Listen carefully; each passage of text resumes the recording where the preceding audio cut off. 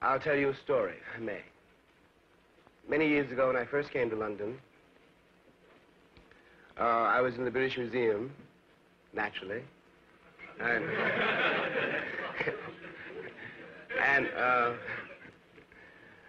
one of the West Indians who worked there struck up a conversation with me and wanted to know where I was from. And I told him I was from Harlem. And that answer didn't satisfy him. And I didn't understand what he meant. I was born in Harlem. I was born in Harlem Hospital, I said. I was born in New York. None of these answers satisfied him. He said, where was your mother born? And I said, she was born in Maryland. And I could see, though I didn't understand it, that he was going more and more disgusted with me. His tone became more and more impatient. And where was your father born? My father was born in New Orleans. Yes, he said, but man, where were you born? And then I began to get it. You know, I said, well, my mother was born in Maryland, my father was born in New Orleans, I was born in New York. He said, but before that, where were you born?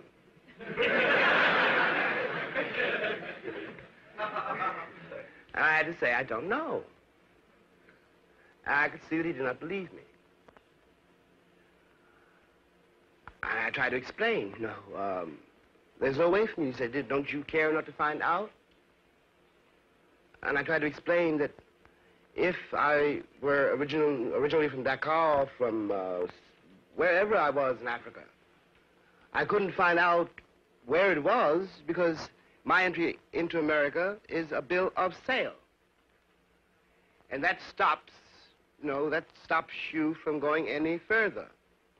At some point in our history, I became Baldwin's nigger. That's how I got my name. Now, you know, that really cannot be considered, you know, my fault. It can't be considered the fault of the cat in the British Museum either, that he doesn't know that I can't find that out. And I tell you that story to dramatize the nature of the distance created deliberately. Because when I became Baldwin's nigger, it's also very important to point out, I was handcuffed to another man from another tribe whose language I did not speak. We did not know each other. And we could not speak to each other because if we could have spoken to each other, we might have been able to figure out what was happening to us. And if we could have figured out what was happening to us, we might have been able to prevent it.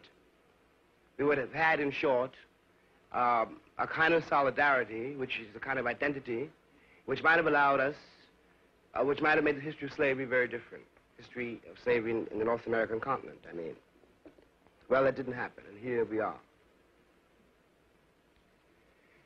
One of the most terrible things, well, one of the most difficult things, because it is something which one has at once to resist, as he has said, and also to use, is that, in fact, whether I like it or not, I am an American. Now, that is not, I'm not Lyndon Johnson, and I'm not saying that as, you know, I am an American. I don't mean that, no. Alas, I mean something very different. But I do mean that I was formed in a certain crucible. That my school really was the streets of New York City. My frame of reference was George Washington and John Wayne. You know, but I was a child, you know, and the child opens his eyes in the world, he has to use what he sees. There's nothing else to use. And you are formed by what you see, the choices you have to make, and the way you discover what it means to be black in New York. I don't know how you discover what it means to be black in London, but I know what it means, how you discover that in New York, and then throughout the entire country. And I know how, as you grow older, you watch in the richest city in the world, you know, and the most famous, the richest, freest nation in the world, in the Western world. I know how you watch as you grow older, literally. And this is not a figure of speech. The corpses of your brothers and your sisters pile up around you. And not for anything they have done. They were too young to have done anything. In any case, too helpless. But what one does realize is that when you try to stand up and look the world in the face like you had a right to be here, when you do that, without knowing that this is the result of it, you have attacked the entire power structure of the Western world. If I, one fine day, discover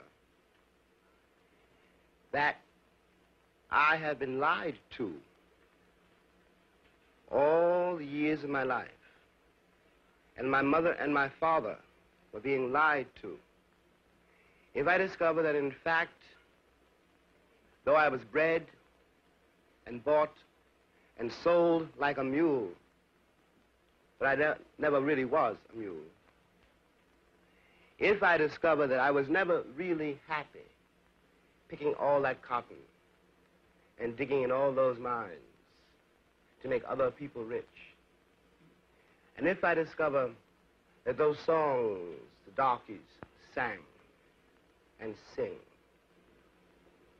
were not just the innocent expressions of a primitive people, but extremely subtle and difficult, dangerous and tragic expressions of what it felt like to be in chains. It is not a racial problem. It's a problem whether or not you're willing to look at your life and be responsible for it and then begin to change it. And it is because the American people are unable to face the fact that, in fact, I am flesh of their flesh, bone of their bone, created by them. My blood, my father's blood is in that soil. They can't face that. And that is why